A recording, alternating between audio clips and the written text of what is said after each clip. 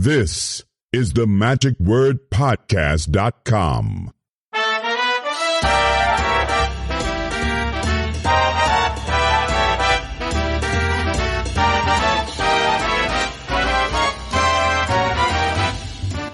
Hello, this is Scott Wells for the magicwordpodcast.com. We've got a lot to go through here this week, and so I'm going to be rather brief, but I want to first of all thank our sponsors this week who keep this podcast going, and those are the Friends of the Magic Word. The newest members are Sean Hull and John Montes. Thank you very much, gentlemen, for joining us and for your financial assistance. I appreciate the donation that you had given Sean, and also John, thank you for joining us on Patreon with your monthly pledge. All are helpful to keep this podcast going, hopefully long into the future. Also, we want to thank our sponsor, the New York Magic Conference, which is going to be happening next weekend. It's going to be actually starting on Friday, October 31st, going all day on Saturday, November 1st, and then ending on Sunday, November 2nd, with a trip out to the Houdini gravesite.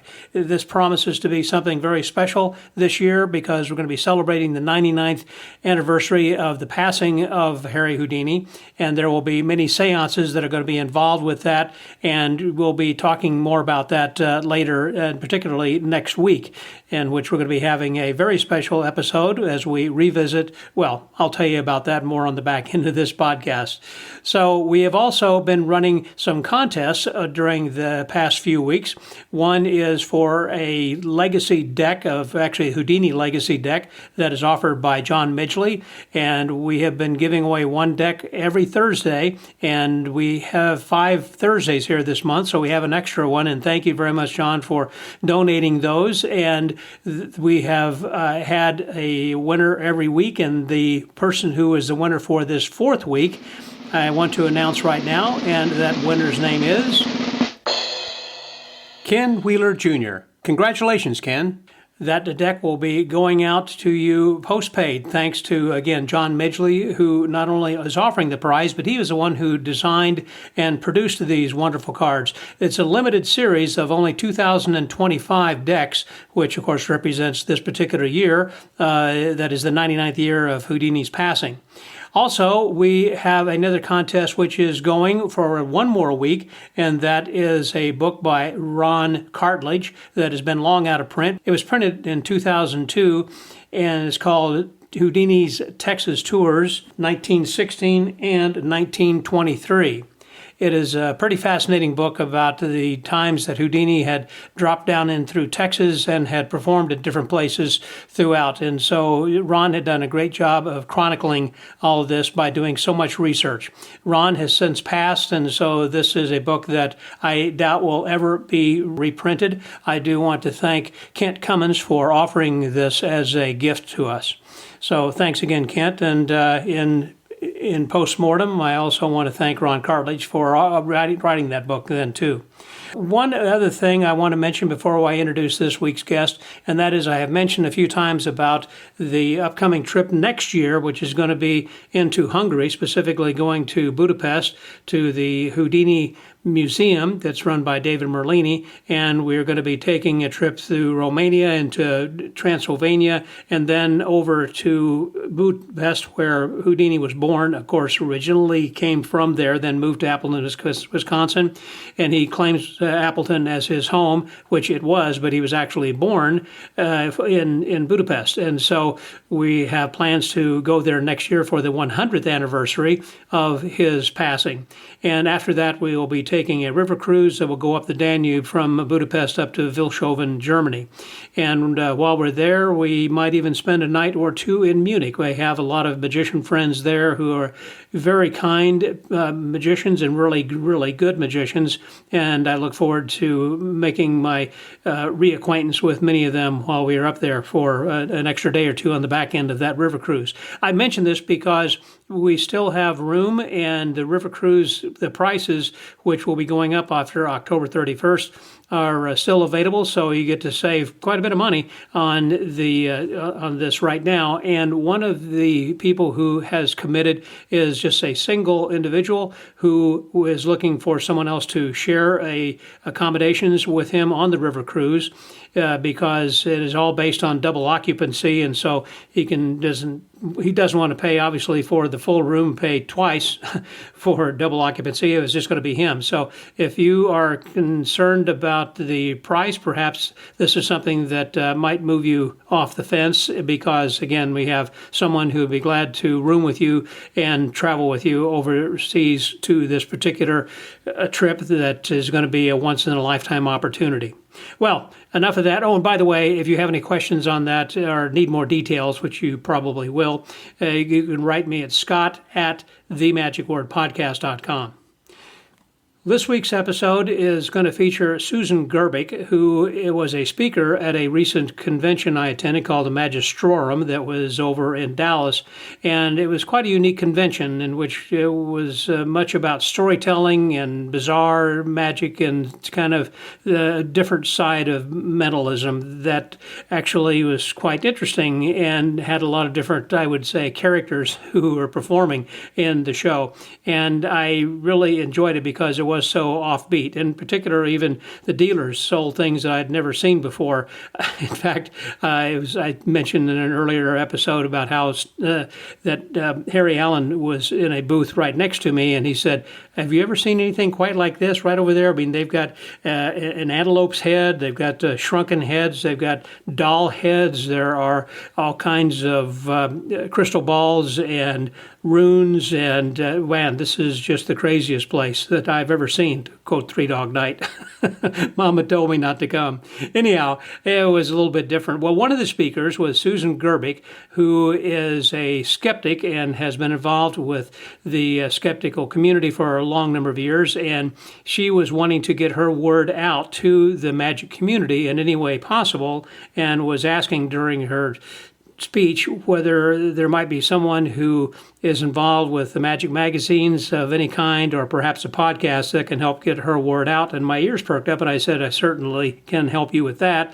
So we chatted a little bit, and she is just a most delightful person. And we found, as we kind of got to know each other before we turned on the microphones, that we have a lot of common interests and also friends who we know who are in common with each other. And so we immediately became fast friends. And so you can tell the friendliness, I guess, if you will, during this conversation because of things that she shares. But I think it's appropriate then right now to talk with someone who is busting spiritualism, because this was what Houdini specialized in the last few years of his life when he was performing in his stage shows. They had three parts. They had magic, and then escapes, and then the exposés of spiritualists. And so that's what she is doing now in exposing modern day spiritualists, or psychics, if you will.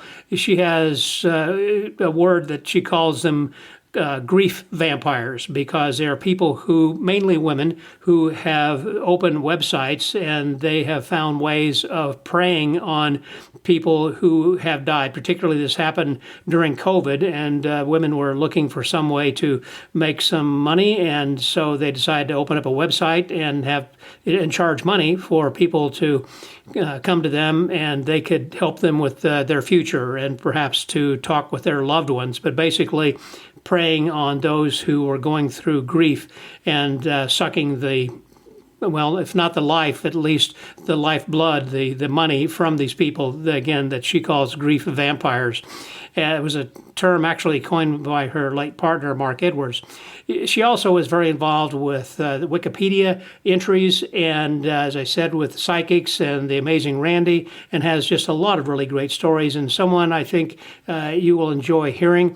I haven't spoken with someone who is so involved with the Skeptic organization since I spoke with Ray Hyman many years ago. Ray, by the way, is now 97 years old, And so if you want to go back and hear that episode I had with him, I think you might enjoy hearing us chat about that too, because he, along with James Randi, were the ones who actually started the skeptical movement and the Skeptical Inquirer, I think. Have to go back and listen to that. I don't remember the exact details, but anyhow, they were very involved in the infancy of the organization. Anyhow, enough from me. Let's hear a little bit from Susan to see what she has to say, because I think you're going to enjoy this, and your eyes might be opened then as well. So please welcome my guest this week, Ms. Susan Gerbic, here on The Magic Word.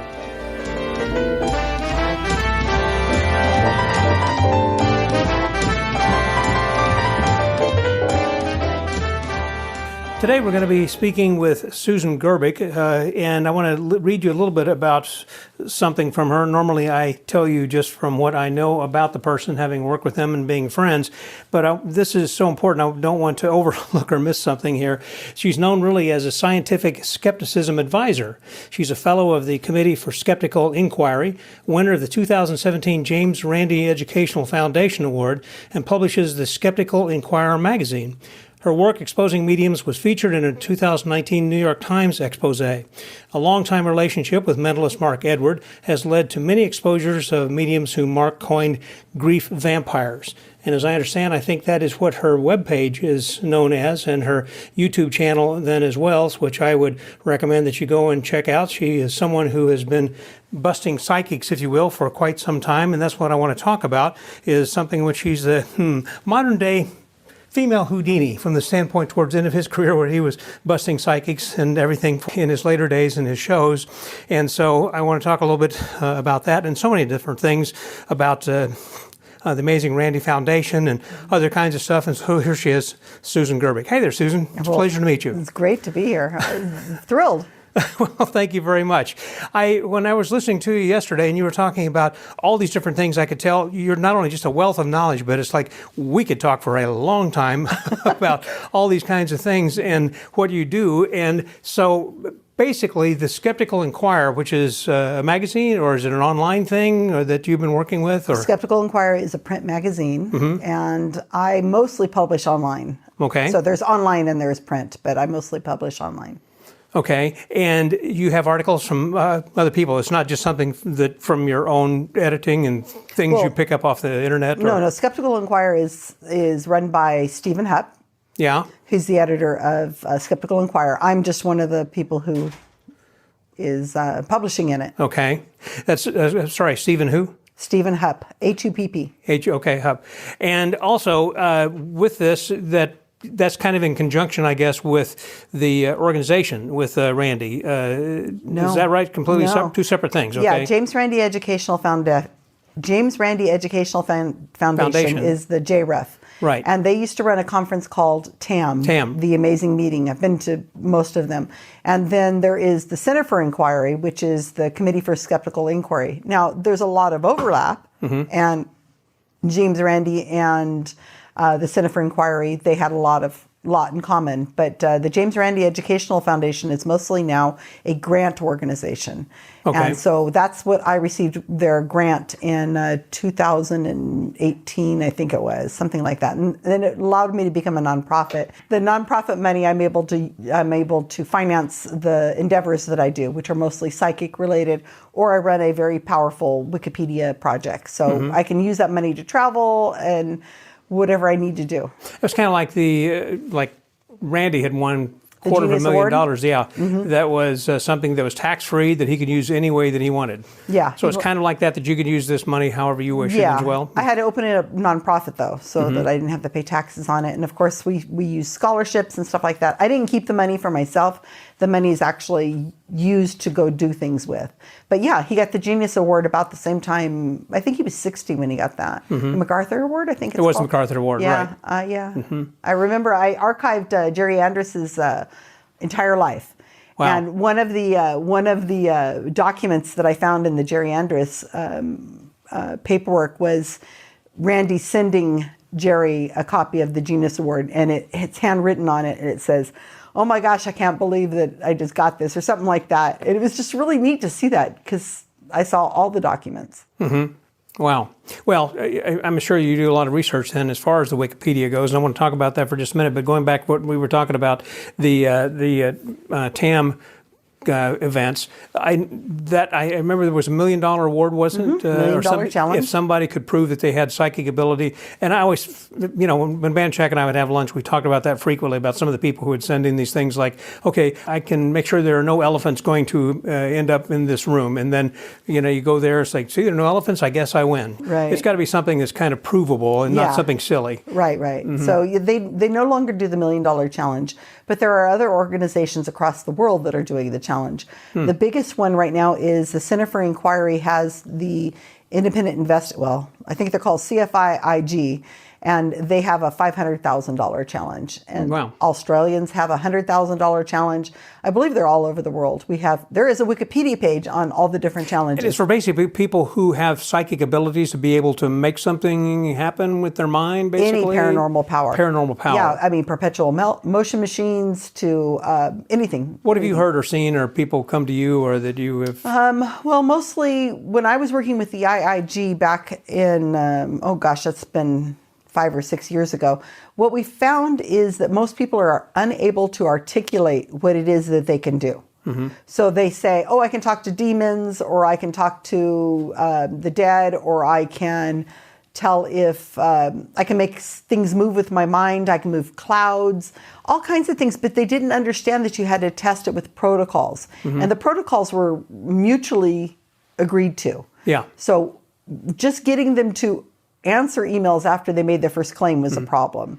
And they just threw that out there, and then once you start questioning something, it's like, they're taking me serious here. Yeah, and they almost never responded. A lot of people just have problems articulating it, and they don't understand there's got to be tight protocols.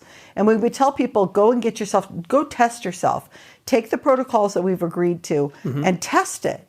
Here is exactly how to test it. If you think you could read Zinner cards, which we wrote the Wikipedia page for the Zinner cards, by the way.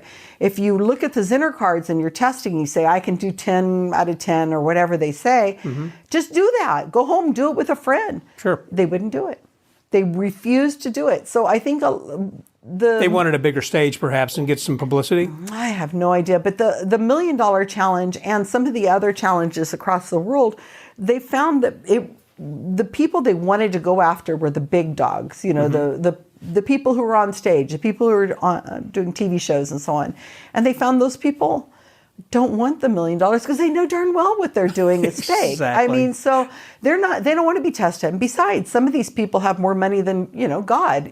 John Edward probably has 4 islands by now, so the people who were trying to be tested or who wanted to be tested are so no-named individuals that it wasn't really worth its money. People like John Edwards, do you feel that they are kind of, I won't say beyond reproach, but harder to get to because they won't listen to people who are naysaying them because they say, well, look at all the millions of people who do believe in me. So if there's one person who's saying, no, wait a minute, you can't, and you're trying to disprove it, they don't give you any time of day to try to bust them. Well, they don't want to be looked at. No sunshine on him. Well, he's already been, South Park has gotten John Edwards. It's the biggest fish in the universe. I mean, he doesn't need any more publicity. I tend to be more interested in those low-level psychics, or as Mark would call them, grief vampires, that are pretending to speak to the dead. When you say grief vampires, those are people who will suck the blood out of dead people, basically? Is that what you're kind of... No, I'm talking about people who are more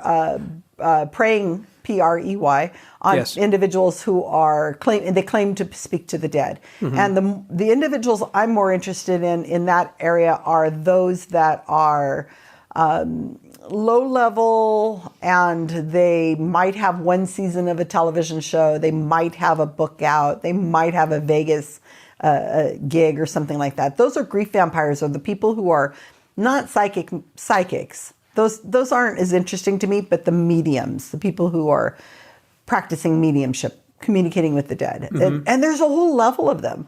There's a whole world of them out there that are mostly female. A lot of them got into this during the pandemic. They started getting workshops. And what happens is when you get involved in these groups, they have women who for whatever reason, and I don't always think it's financial. Maybe their children have moved away. They have no one else they have any kind of authority over, and they want to give advice. They think they know better than everybody else, and they are looking for more people they can influence. And they're women, because this is almost all a crime against women. So what they do is they have workshops, and they have books, and they have seminars, and they have this and that and the other that you buy into. And a lot of women who will do this as a second income, and they're home, they're grieving. They probably wanted to go into some kind of health field, but they didn't have the money or the wherewithal or the time to be able to go into the health field, and they're caring individuals. So they fall into mediumship. Oh, that's interesting. And so what they do is they fall into mediumship, and there's zero criticism. So what happens is they're in with another group of women. Like-minded women. They're like-minded women, and they're all giving praise. So they practice their speaking to the dead and so on, and they're only getting positive feedback. There's no criticism, and they're not looking into the history of it. They don't know who Harry Houdini is. About spiritualism or anything, nothing. the church? They have nothing, no knowledge of that. All they're doing is focusing on these random words like chakras and blue lights and velvet things, and there's no malintent necessarily, is what I hear you saying. It's something in which they wanted to pursue nursing, but they can't because of their situation or whatever. It's like, hey, but I can be a psychic and help people. And they could do it online, and it's cash. So all of these services are cash, and these women are underemployed. So I mean, I think of it as a big sphere of what's happening, and I feel like we have to have some empathy for these people, because they don't realize they're cold reading. Most of them don't. And almost every medium I have come across cold reads. So I don't think I have to explain what cold reading Well, and hot there are reading some is. people who are listening who may not know. We're going to talk about cold and hot reading in just a second, but I don't mean for this to sound racist by any way. I'm just thinking that a lot of Hispanic women have been psychics. Or curanderos, we've talked to several people who have relatives who are, and curandero, I guess, means that you're kind of like the head of the psychics. The psychics go to you, I guess, for that kind of a thing. And as I said, there are a lot of Mexican and Hispanic women who, in particular, when I was living in Houston, all the psychics, it seems like all who were around had Hispanic descent. Right. And So- I could speak to that. What we're seeing is that there are a lot of women out there, again, who are unemployed or underemployed. They're having to take care of the home. They're taking care of children. They're taking care of their elderly parents. Right. They're taking care of their in-laws and so on. So they need some other source of income. Now, and Mark Edward, my partner, used to say all the time that these women who are multi-generational. They have lots of generations living in their household. They have lots of cousins and siblings and so on. These people are wise women because they have lived through the drama. So who better to advise you in your life's And someone who's had that experience. Yeah, somebody who's heard it all. Lived it, yeah. Yeah, and so if you see a lot of people in the Hispanic community, which I wouldn't be surprised, or the Filipino communities or wherever, these are people who traditionally have large families, have lots of children, lots of relationships, and they can draw on. So if you took away the whole psychic business and the whole, cross my hand with silver kind of nonsense, and you would just sat down and had a conversation with these people, they could probably give you some pretty damn good advice on how to, when to leave the relationship, or is this person the right person for me? Will I find love? And what am I doing right and wrong in my relationships? These people are wise, and they're utilized because there's nobody really talking to them, because they're just some lady who's somewhere, at somebody's house, and you're sitting at her kitchen table. These aren't the people that you're going to see on a stage. So I'm not shocked at all, especially because they need the income, and it's cash. Right. Going back then now to the hot versus cold reading. Yeah, in cold reading, I would think that'd be the majority of it, because people are just kind of walking off the street into a neon sign says psychic readings $5 or whatever, and you go in for your first reading, and they know nothing about you, but they can tell by the way you dress, your jewelry, and the way you hold yourself, and your language, and whatever, and so they are good. Cold reading is basically being able to use your senses to understand something about, and most of us don't do that. We pass people on the street, and if you said, what color suit was that lady wearing, you wouldn't know, because most people don't pay attention. But if you are very observant, then that's kind of what cold reading is versus hot reading, in which you're going to be getting some information about the person beforehand, like through Wikipedia or Facebook or whatever else, and then you can tell them something which they don't know that you had done that. Right. Well, so is that pretty much correct the way that cold reading, I think we all cold read. If you're in sales, you cold read. Period. That's true. Damn straight. If you're a good salesman, you are. You have to cold read. Yeah. But I think we all cold read to some extent. And like if you're going to be sitting on a bus or a tram for a period of time, you're going to look at the group of people that you're going to be sitting next to, and you got to decide who you're going to sit next to. Do you want the person with the squirmy baby? Do you want the person who looks like they've been smoking and you don't want to sit next to that? Do you want to sit next to somebody who's reading a book? Who do you want to sit next to? And so we make these judgments about people all the time. But you're right. We're not really paying attention. There's so many people and there's so much going on in our minds, and we all have our phones. So we don't really notice what's going on in the world to some extent. But cold reading is innate. We're human beings. We want to connect with each other. Right. We're going to try darn well to find a way we can have some kind of commonality. When you and I met just a few minutes ago talking before we started the interview, you started telling me about the different connections that you have that connect to me. Yes. We start saying, oh, well, I've been here to this place and I've gone to that conference and I know these people.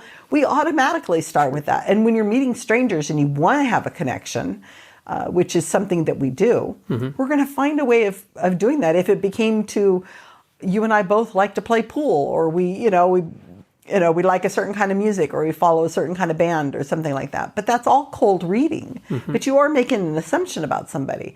My speciality is more hot reading.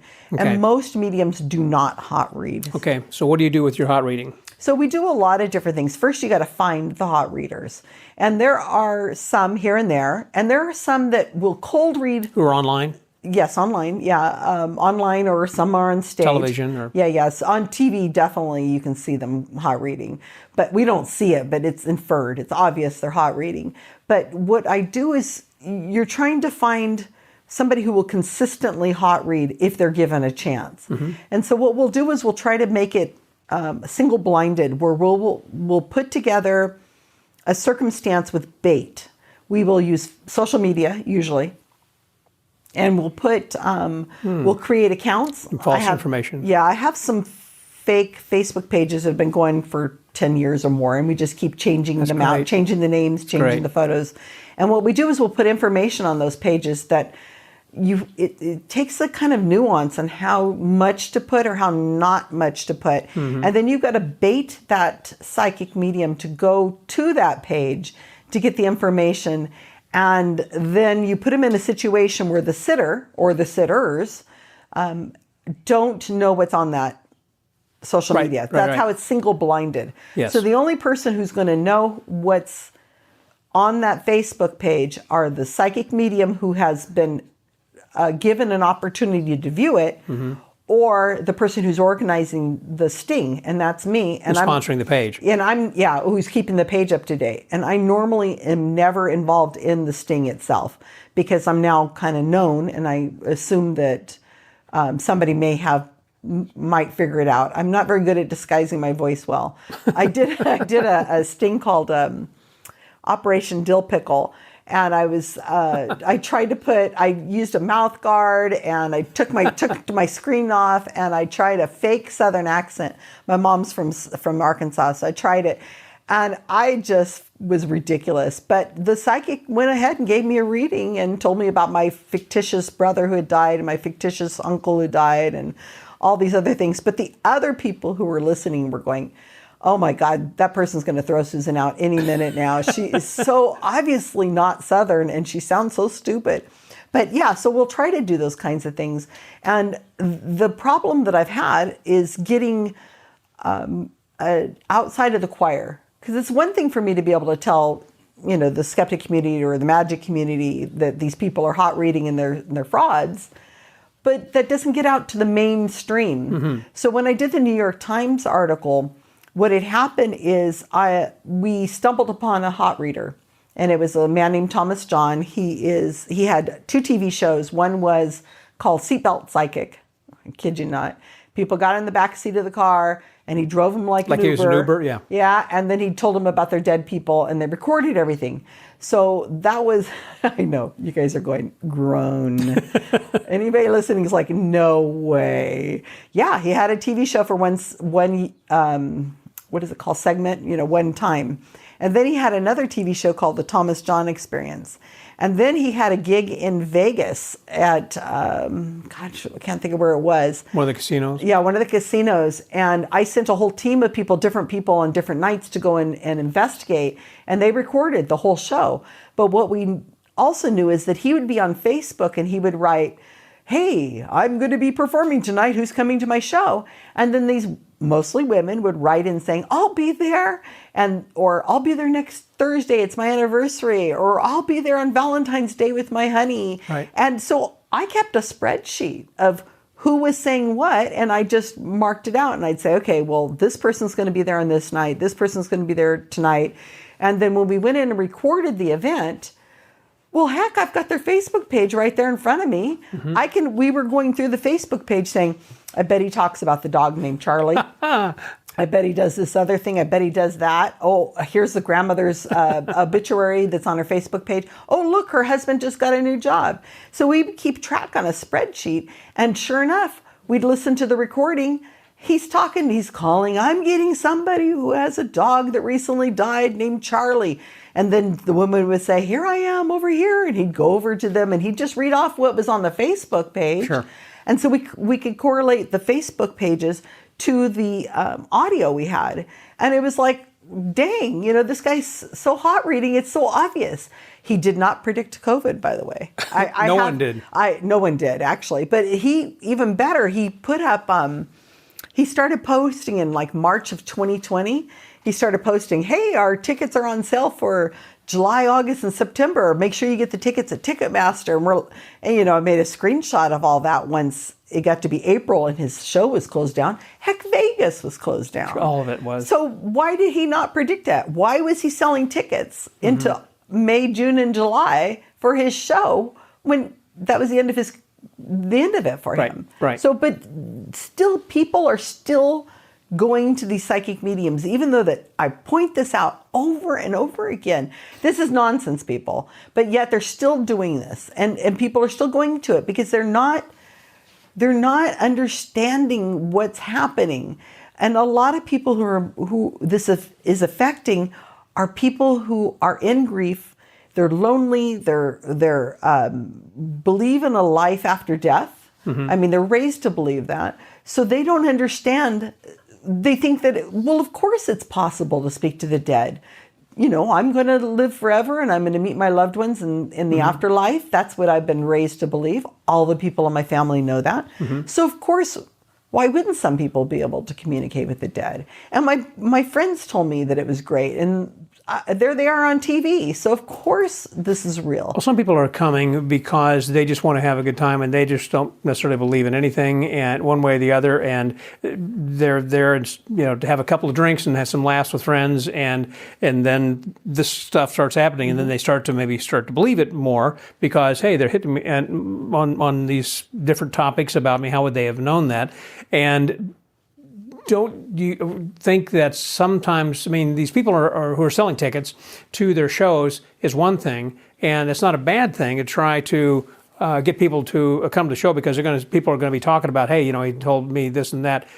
Or do you believe that it is a bad thing because they are continuing to make this belief that this is real and people will pay more than later to give their hard-earned money for something that is nonsense? Well, they all have workshops. They all sell books. They all have... good point. They all have swag that they're selling afterwards. True. I haven't been to one yet that hasn't had something, I think. But, there's people like Harry Houdini and James Randi and my partner, Mark Edward, and we would tour around the world and we would do hot reading shows. Well, they didn't know it was hot reading. He was doing mentalism. He'd wander around the audience and he'd pull people out of the audience and at venues that were skeptic related, science related venues. And then I had just hot read their Facebook pages just, an hour or two before, or somebody had given us some kind of information on them, and he would cold read as well. And what would end up happening is after it was over, we explained what we did and we explained how it was done. And people were like, oh man, that was fun. Wow, how did you know that about me or whatever? And we used to do that at the Magic Castle. Mark would go in and do the parlor of prodigitation. That was where he was often at. I was out mining the audience and people at all the other venues for hot reads. Right. And so I had so much fun doing that. And then I would text him the information. I'd tell him where the person was sitting in the audience. I would stooge for him. And it was a blast, but it added an edge to his mentalism show. And you're under the Magic Castle, so, we never thought of it as having to have a disclaimer because we're in the Magic Castle. So, you should know better that there's a trick somewhere. Sure. But every show he did was different, and it was a blast. I really had a lot of fun doing that. But so I think it's a great part of any act, any especially mentalism act. I think all of that is wonderful. But the problem is when it hits the line, you've got these people who are helping them make financial and medical decisions. And I've got many videos that I've uncovered of these women falling under the influence of these mediums, these grief vampires, and they're influencing them, telling them, don't sell your home, do sell your home. Maybe you should take this kind of medical advice. Maybe you shouldn't do that kind of thing. Maybe you should get vaccinated. Maybe you shouldn't. Maybe you should move. They're influencing their lives. And that's where it becomes a problem. And because these mediums think they're in a little room with maybe 50 other people who've bought into it, they don't understand there's somebody like me who's listening. I might be in that room with them because they're not psychic. So they don't know I'm there. They don't know who I am. I'm using a fake name. Might not say anything, but I'm recording everything. And I release it on my YouTube channel, which is Psychics Explained. Whenever you explain to people exactly how this happened, they still don't want to believe that. It's kind of like, oh, that's interesting, but I still believe this is out there. I mean, I've got a relative who refuses to fly. And she says, I know it's the safest way to travel. There are more car accidents than there are plane accidents, but she just has a phobia of getting in that plane. She said, I know it's nonsense. I mean, logically, it all makes sense, but she said, I just cannot do it. And there are some fears that you can't get rid of, I guess, that kind of thing. Likewise, I think people have beliefs. As you said, we've grown up in this tribe of beliefs that such and such is going to happen, or here is what I believe in my faith. And there's no way of changing that because that's how they've been indoctrinated, and their minds are not open to possibilities of other kinds of things. Not that we are trying to, you in particular, trying to discredit, saying faith is wrong and that there is not, the Christianity is bad or Muslim, whatever, Judaism, whatever it is. You're not saying that all those are wrong. You're just talking about people, specifically about psychics who are trying to take advantage, which is the same thing that Houdini was doing, because people at the time, it was after the First World War, and people were not their husbands weren't coming back, or their sons weren't coming back from war, and the ladies wanted to talk with their loved ones, and so if there's a market for that void is going to be filled, and the spiritualists came in, and the spiritual movement began. In that regard, spiritualism, as I understand, was one of the fastest growing religions of its kind, and still exists today. There are a lot of spiritualism churches. Do they still believe or do these kinds of things? I mean, I'm not familiar really with the spiritualism movement, but do they? Absolutely. Okay. And those are tax exempt because they're churches too. So don't forget there's a lot of money involved in this as well. Like Scientology. Yeah, Scientology. Now we'll take a break for a quick word from our sponsor, the New York Magic Conference. On Friday, October 31st through November the 2nd, the New York Magic Conference is going to be cooperating with the Houdini Museum in Scranton, Pennsylvania, which is the museum that's run by Dorothy Dietrich and Dick Brooks. And it is a lot of fun if you have not been to the conference, and it also gives you a lot of history. And over that 3-day period, they're going to be doing a lot of interesting things. And I've got with me right now, Richard Cohen is going to tell us a bit more about there. Hey there, Richard. Hi, Scott. I'm so glad that you are working again here this year, because I know you're the Coney Island expert, and that's one of the things they're going to be talking about, I guess, while Houdini was in New York. That's right. Well, this year's New York Magic Conference will focus on Houdini in New York. So as Scott mentioned, on the 31st, which is Halloween, is a traditional day that observes the death of Houdini. So there's a seance that will be coordinated with what Dorothy Dietrich will be doing for the Houdini Museum in Scranton. Then the next day, on November 1st, at the Community Center in Douglaston, Queens, in the morning, we have a wonderful slate of speakers. Tom Ewing, who's the SAM historian, will be talking on a special topic about the early days of Houdini in New York.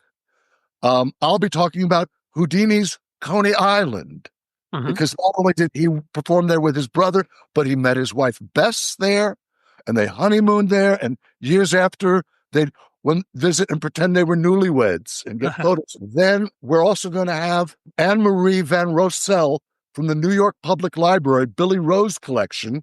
She's going to talk about some of the Houdini scrapbooks, which are in the Performing Arts collection at Lincoln Center, as well as to give people a little bit of a heads up about the exhibit that will be happening at the Performing Arts Library from February to July of 2026.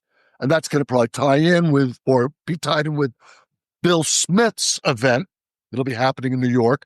But anyway, at our event, Anne-Marie Van Rossel will talk about some of the Houdini scrapbooks.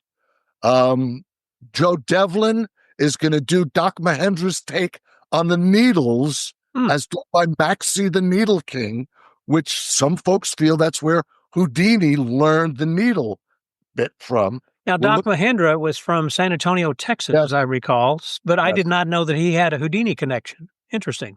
He wrote the pamphlet about Maxie the Needle King. Then we're also going to have Insights from Inside. Cardone, who's done the milk can escape, is going to show a clip about the milk can and talk a little bit about the milk can as presented by Houdini and Hardin in New York. It's interesting, too, about the two brothers when we talk about Coney Island. The act that they were presenting for $12 a week, they later presented for, Houdini got $1,200 a week. But the milk can was something that after all these imitators started doing escapes, Houdini introduced the milk can, always did the needles. We're going to then also have probably an additional surprise guest with a spiritualist Houdini effect and talking a little bit about that. Then there's going to be a panel discussion with the folks that have spoken already that I mentioned, but we'll also include Joe Patiri, who has also done the milk can escape. So this is a great slate of people who will then have a panel discussion about Houdini and these effects as seen in New York over the history of Houdini's career. In the afternoon, the New England Magic Collectors Association is going to have one of their socials tied into this event. So it's a lot of activity going on, celebrating Houdini in New York. And you are not that far away from where he was buried. And I understand you're going to be possibly taking a trip up there? Yes. It's very likely that on Sunday, the 2nd, either with a small bus or if it's just a few people, this is still to be determined by the producers, we will take a bus trip to the cemetery to visit the grave of Harry Houdini and his brother Theo Hardin. Other members of the Weiss family, including the step-brother. Also in that cemetery is Larry Weeks, the juggler and magic person who was one of Houdini's biggest fans, and we'll probably go across Cypress Avenue to the grave of Signor Antonio Blitz, who wrote a wonderful magic book in the 1870s called 50 Years in the Magic Circle. So, goodly bit of history. One of the reasons Houdini said he was buried where he's buried was because he wanted to be close by Signor Blitz. Well, it sounds like just a great weekend. And again, for more information, where can people go to register? New York Conference, Robert Dadris. If you want more information about registering, directions, where you might find accommodations, that's a good spot to start. So there you go. Go to NewYorkMagicConference.com. Richard, thanks very much for your time. This sounds like it's going to be just a wonderful event and educational and as well as entertaining. We have a good time when we do these things. It's a lot of fun.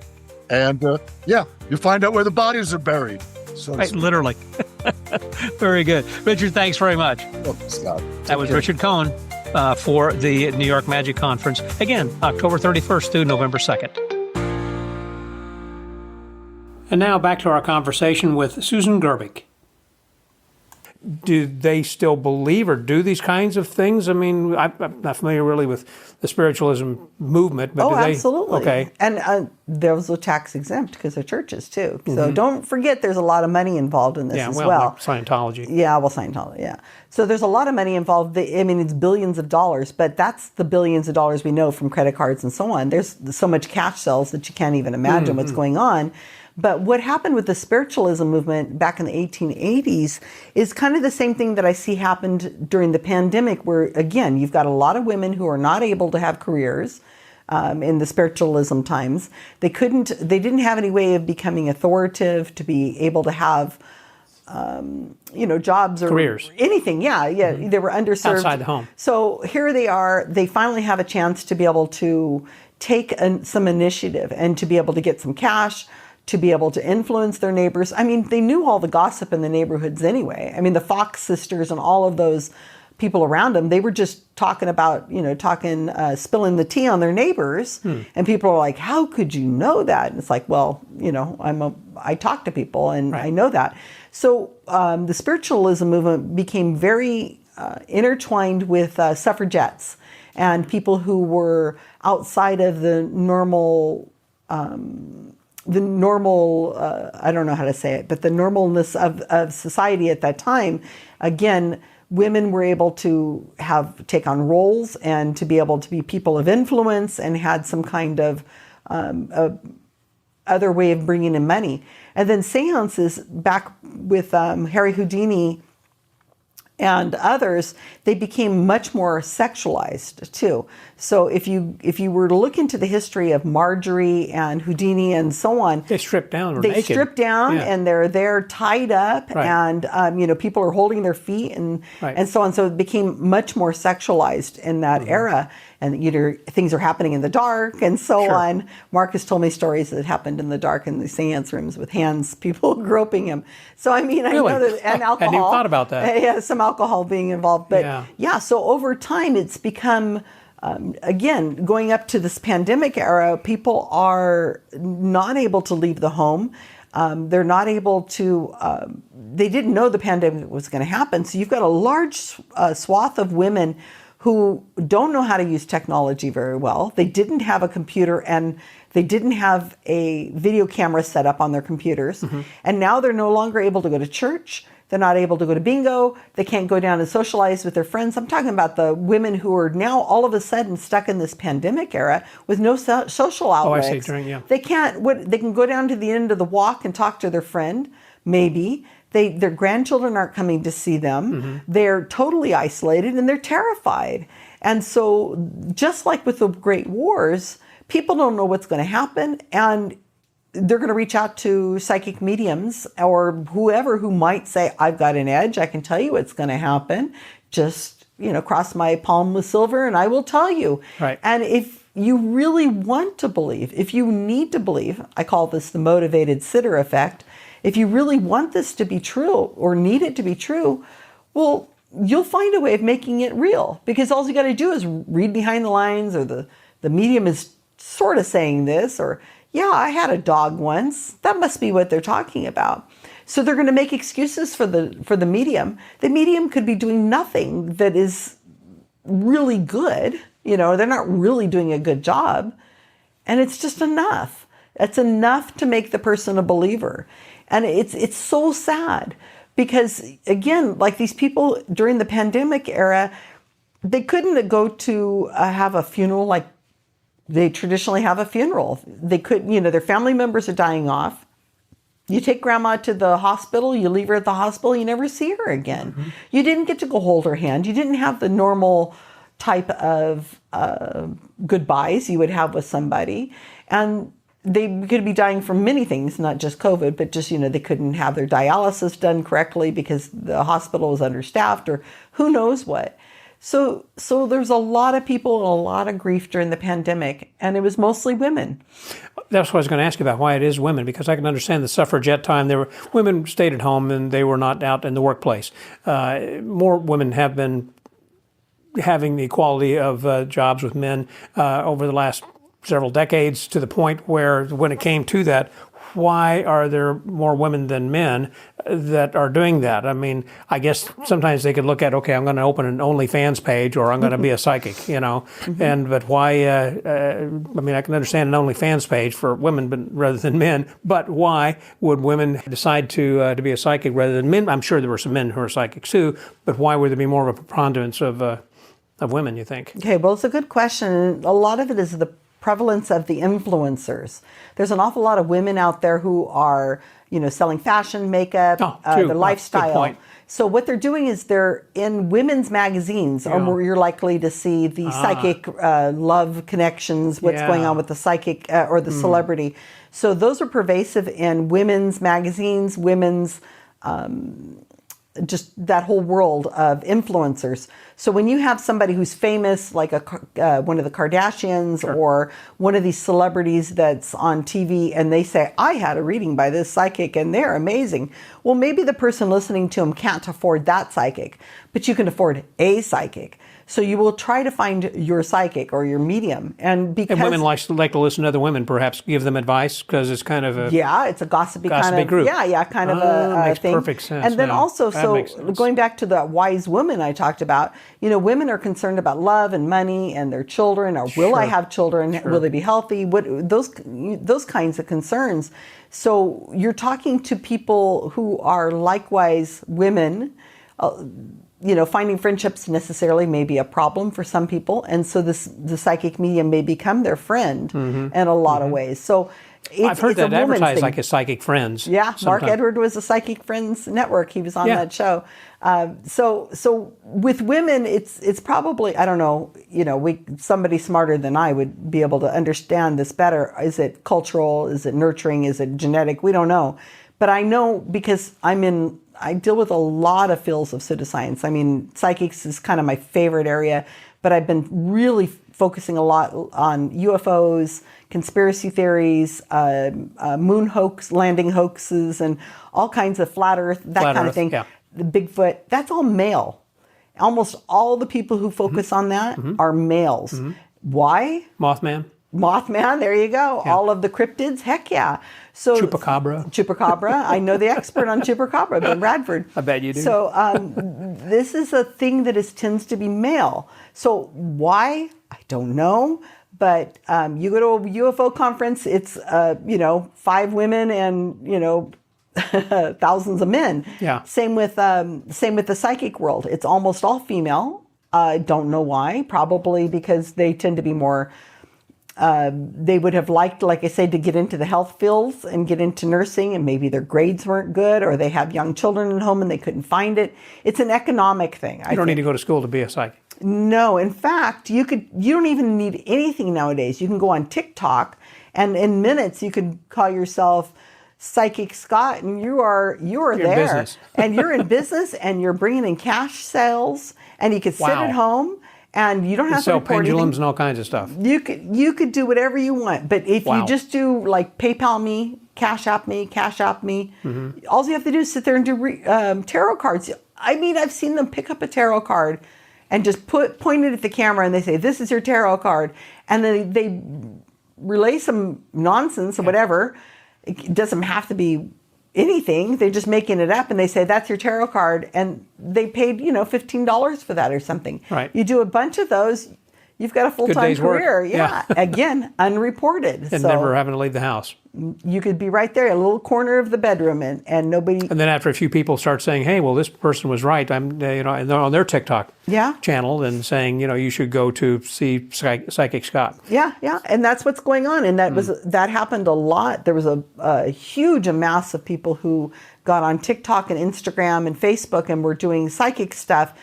Again, during the pandemic era. I think it's still too early for people to realize how much of an influence the TikTok era had on this level of this epidemic of loneliness that we're seeing in society that's still pervasive. People are finally coming out and going to conferences, but they got into the habit of staying home and watching Netflix, or, I'm just going to have an evening in.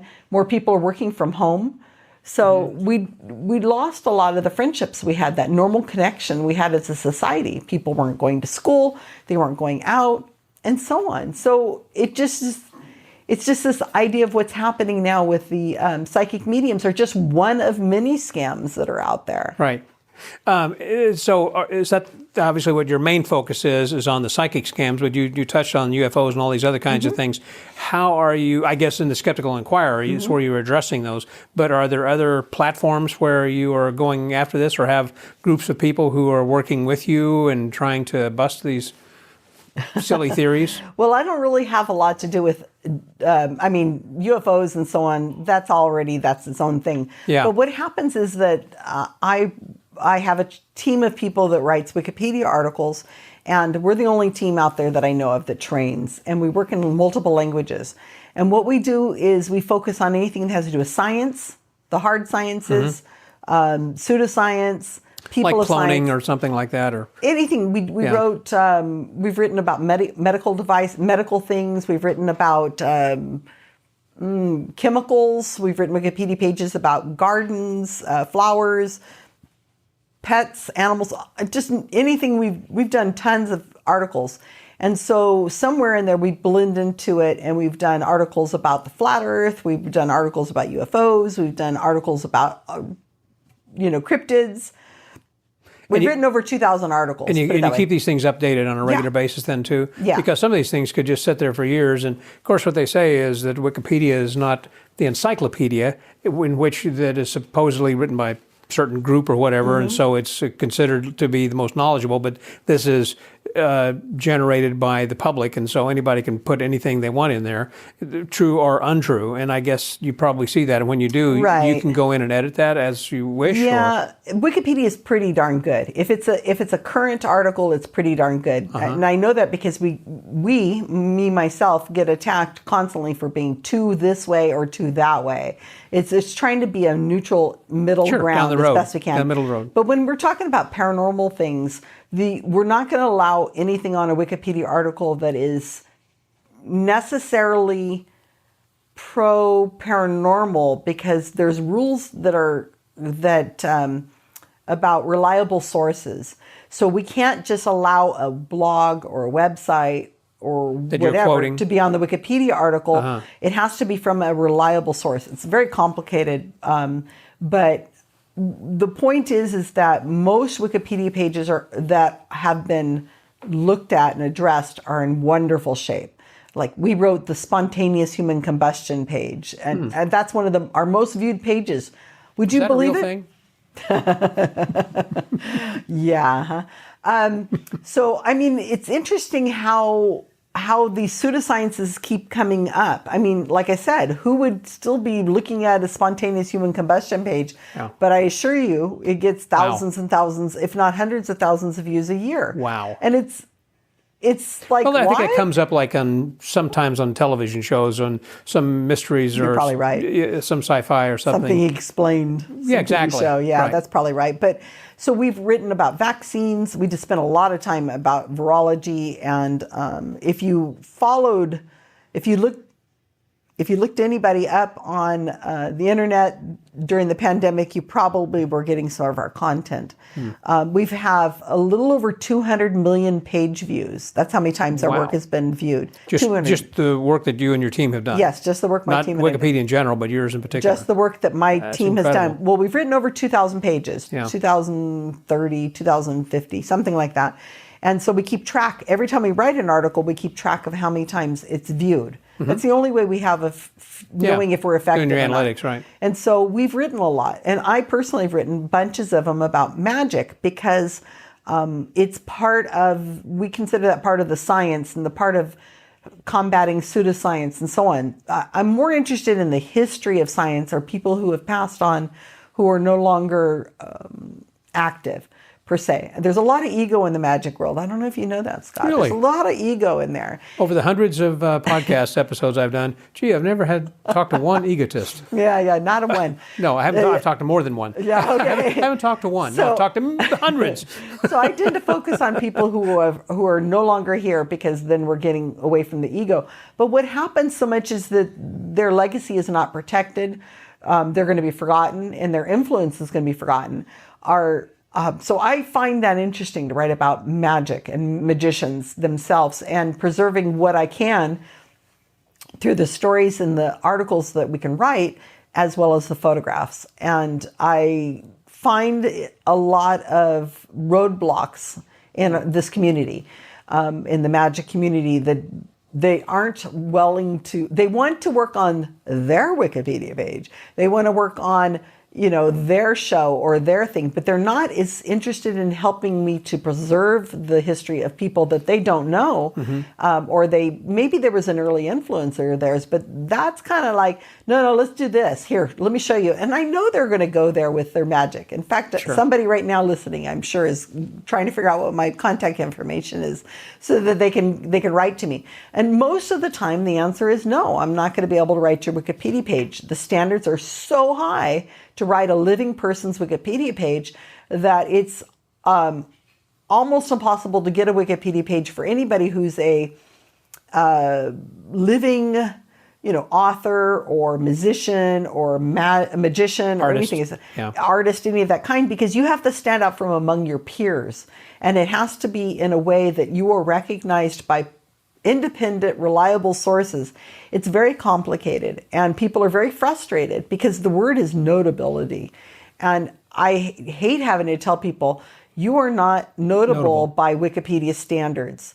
And that feels really ugly and awful. Yeah, it's like saying your baby's ugly. Yeah, your baby's ugly, but But the thing is that I still think we should preserve it. I still think this is important. I've written many Wikipedia pages about lots of people that are long gone and nearly forgotten, but they're stubs. Usually I start with stubs. A Wikipedia article that's in bad shape, but it's already past the notability standards. So all I got to do is go in and find new sources and update them. And so I do that. We had a little game we were playing in my group. We call it the Secret Cabal. It's all on Facebook and you can't find it. We were having conversations about working on archaeology-focused articles. And I went through and I just picked archaeologists I'd never heard of, just randomly clicking on their name, and I challenged myself to spend 2 days rewriting the Wikipedia page. I learned so much about archaeology and Egyptology and all sorts of amazing things. These people are all fascinating. I'm sure. They've had fascinating lives, as well as the magicians that are within this culture and this group. And I think that preserving them is worthwhile. But once a person's gone, who's in charge of that legacy? Who's got the photos? Who is it who's going to upload this? Because we can't just take an image off the internet. We have to have the owner of that photo upload it. And I also would love to find people who have collections of photographs they've taken over the years that would be willing to go through their archives and upload these images for us, and then we could get them added to the Wikipedia pages. It's very frustrating that I'm an outsider of the magic community. I mean, my partner, Mark Edward, him and I were together since 2009, and we were together, we performed together, I did the more sciencey stuff, he did the mentalism, and we did stings, we did so much together, but I just don't find that in the magic world that there's anybody who's really wants to help. So I move on to archaeologists in the meantime, or like virologists. You had shown that picture of Milt Larsen, and that was something because nobody has really a good picture of Milt. It was kind of a funny. Like Milt Larsen has not had his picture taken 1 billion times. Yeah. Somebody's sitting on those archives, and I've tried talking to the people, and I don't want to get into it here on this, and I'm beyond frustrated with them, that if you go to the Milt Larsen Wikipedia page right now, you'll see a picture of him in a Hawaiian shirt. It's a lime green background, and it's blurry. And I can't get people to upload these things. It's just, I've asked. Frustrating. Yeah, and it's silly. What about your own page? Let's say that Joe Bob, the magician, who's a birthday party magician, but he's won several awards. There are contests from the IBM and SAM or whatever. At what point do you become notable? I mean, what are the qualifications as far as that notability goes, or awards won? Is it the number, the prestige of the organization presenting the awards, or? Partly, a little bit, but that helps to build your notability. But what we really need are 3 strong citations from independent, reliable sources like newspapers that aren't talking about or not interviewing the person. but are talking about that person. Okay. So your peers have to talk about you, and they, for good or bad.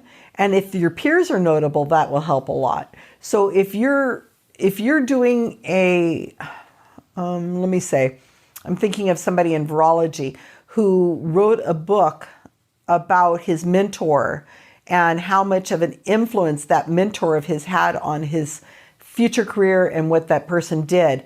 That is considered one of 3 notable sources, because the person who wrote the book has a Wikipedia page, and he talked about the importance of this mentor of his, and that created a very strong citation. So I need at least follow the 3. Thread. Yeah, okay. Right. So like the New York Times article that was done on myself, that followed myself and Mark Edward in the sting that we did, that would be considered what we're looking for, because it's not a brief mention of Susan Gerbic or Mark Edward. It is a detailed, long expose following us on what we're doing, not hey, where did you get your early influences at, or anything like that. It's a much more, it's so complicated to explain, but we're not looking for awards. We're looking for, awards will go towards making a better Wikipedia page, but they need to be somebody writing in depth about you, not an interview with you. And that source needs to be independent. So like if a magician is doing whatever magicians do in their life and they go about doing these shows, you're more likely to get a Wikipedia page if you have an outside something else. Like Paul Draper has a Wikipedia page. He's a magician. He's also an anthropologist. So he's able to have more ability to have the citations needed. So somebody who does magic and that's their world, you either have to have other people write about you as an influence in depth, but how do we say this? You just have to stand out from the world of magicians. You have to stand out from the world of magicians, not just the award. I understand. But the awards help, but they're not going to give you the Wikipedia article. It's a number of things. I understand. It's complicated. Okay. You had touched also then on the sting operation that you and Mark had done on, I guess, multiple things, but what was one that stands out? Well, we did one called Operation Onion Ring, and we did that again during the pandemic. That same psychic, Thomas John, who we'd already caught in the New York Times article. And you can read about him on Wikipedia, oddly enough. He's there for some strange reason. The New York Times article helped him get a Wikipedia article because he had enough notability, because that's a good citation, right? People were interested. New York Times Magazine hits you up. That's going to be good. Yeah. So Operation Onion Ring, it just happened and it didn't get a lot of press. But what it was is this Thomas John person was going to give readings, gallery readings to children from the ages of 5 to 12. Okay. And $400 a pop. Oh my gosh. Yeah. Okay. For some reason, everybody reacts to the money, but not that it's a 5-year-old that he's giving a reading mediumship reading to. Yeah. And teaching them that they're mediums, right? Teaching them that they have some sort of power as well. So I didn't want it to happen. I think that's cruel. I think it's abuse to do that kind of thing to a child. But I couldn't get it canceled. There's nothing I could do. I couldn't get it canceled at all. It happened in 2020. So what I did is I found 2, I put out a shout out on Facebook, and I said, do we have anybody here who has a child that looks like they could be 12, but they're actually like 18? And people were like, all right, Susan, if I didn't know it was you, I might be reporting this post. So I had 2 people volunteer. One is a science communicator. She writes books, children's books on science. She lives in Utah and she's 14, but she could look 12. And I said, I need your mom. And the dad's like, I want to do it. And I'm like, no, I don't want your dad. I want your mom. And so the mom had to do it. So we paid the $400 for her. I wrote an email to the Thomas John saying, as if, a new account and everything, and said, my daughter's really scared about the pandemic. She's watched all your shows, Seatbelt Psychic, and she's really excited about this, but she's lost a friend to COVID and she's got this other thing. And I gave him a backstory in this email, sent it to him. I paid the $400, And there they are on the gallery reading. We had them there. Now, the young woman and her mom have no idea what the storyline is I've just fed in the email to this guy. Okay. What does he do? He goes through and reads the email. Well, not verbatim. He of course, puts his character into it. Yeah, and so I've got this all on video. And there's 6 other women there. And I had a team from New Zealand who did the same thing. She had a 14-year-old daughter interested in acting. And so what I did is I pretended she was a 12-year-old. And I sent him an email from a different account. And I wrote it. And then I had a friend from New Zealand look it over to make sure that we used the right wording and the right, spelling and all that, because it's New Zealand. Right. And fed it to him. He did the same damn thing. He went through and he read the whole thing off.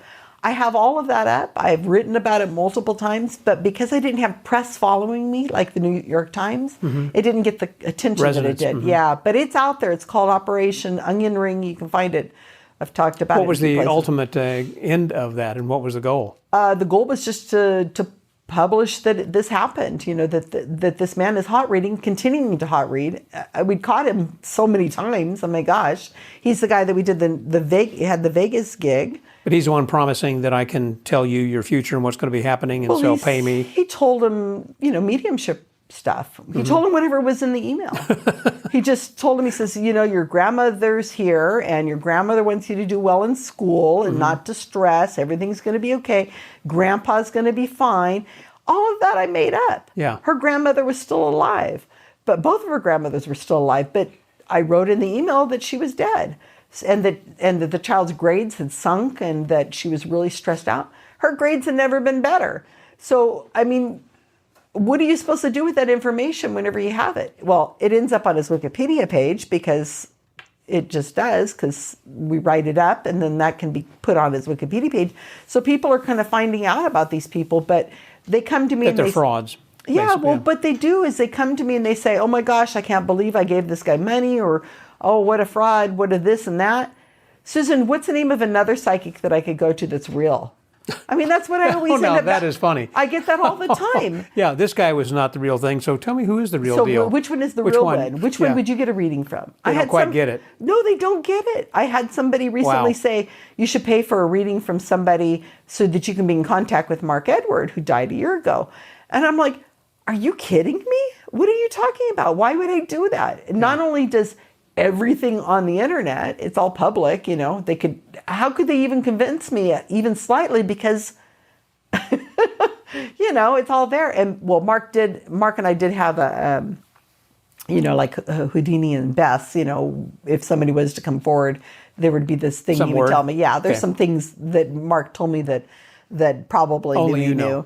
But I haven't even spent 10 seconds thinking about it, but somebody told me that. And I thought, are you paying any attention at all to what I'm saying? Yeah. They're all frauds. Some of them are legitimately looking you up, very small amount of them.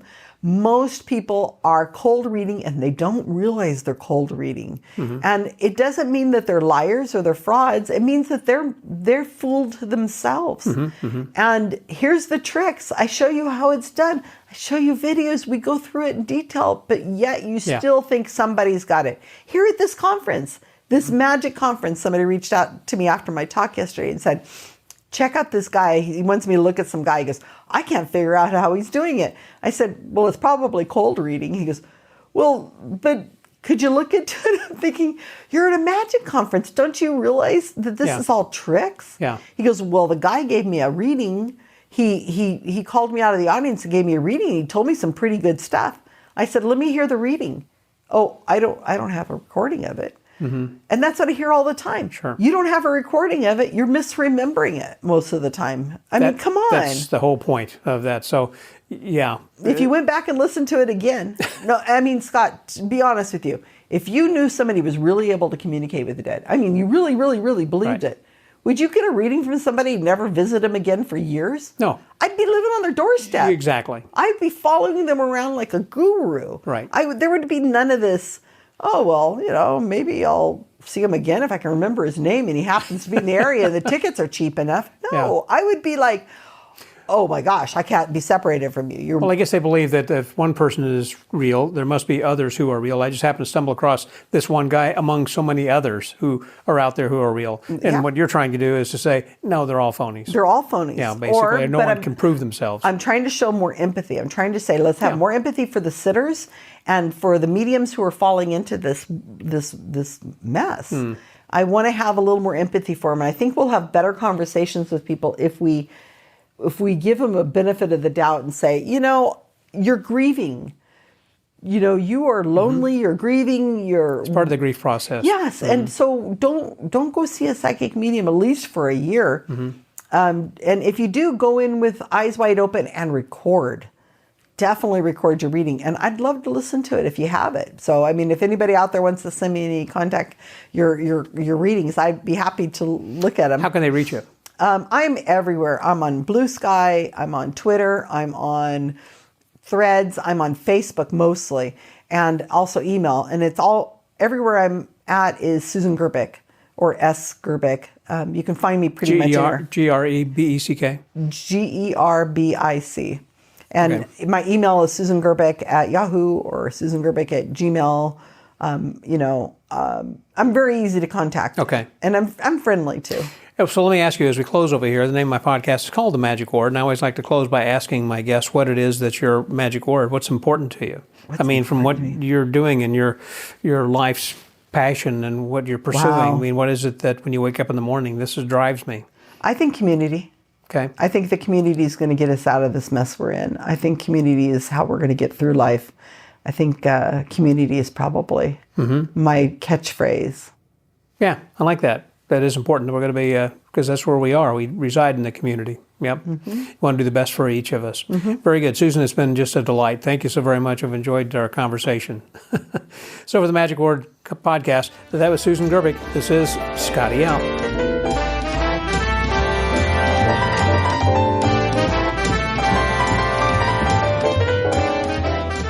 Thank you very much, Susan, for being my guest this week on the Magic Word podcast. It was very eye-opening, and thank you for talking about being a buster, if you will, or a debunker of these grief psychics.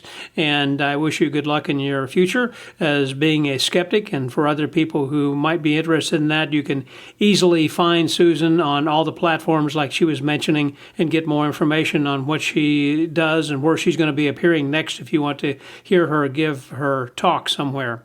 Well, this has been a rather long episode, and I think it was well worth it because we are in the month of Boo, and I think this was a very appropriate one then as well, leading up into next week. And as I said on the front end of this podcast, I would tell you who's going to be on next week, and that's going to be our good friend, John Cox, the Houdini master. He's the guy who has the daily blog, Wild About Houdini, that you can go to and read every day. He seems to uncover something different about Houdini. So he's going to tell us kind of what's new during this past year, what's happened, and what some things are perhaps that might be coming up this next year, because it's such an important year as we're coming down into the final one, well, within the year of next year being the 100th anniversary of Houdini's passing.